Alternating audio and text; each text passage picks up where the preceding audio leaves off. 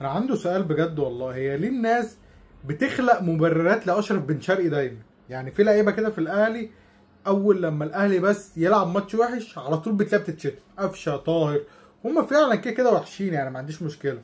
بس في لعيبه منهم بن شرقي بيبقوا وحشين بس بيخلقوا لهم مبررات. يعني مثلا يقول لك ايه، بن شرقي عايز لعيب يلعب جنبه عنده اللمسه التكتيكيه عشان هو يدخل لعمق الملعب ويلعب معاه واحد من تحت.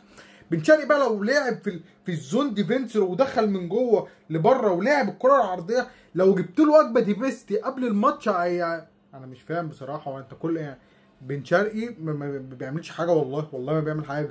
ضعيف في الالتحامات ومايع وكورته قصيره وعلى طول بيضيع كور ما تضيعش، بس هو على طول بيعمل حركه كده بعد ما يضيع كوره انا قاطع عليه.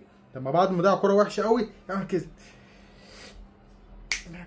على سبيل ايه، كان في دماغه فكره، فانت كواحد من الجمهور تاكل العجين، فانت ايه ما تحسش بحاجه.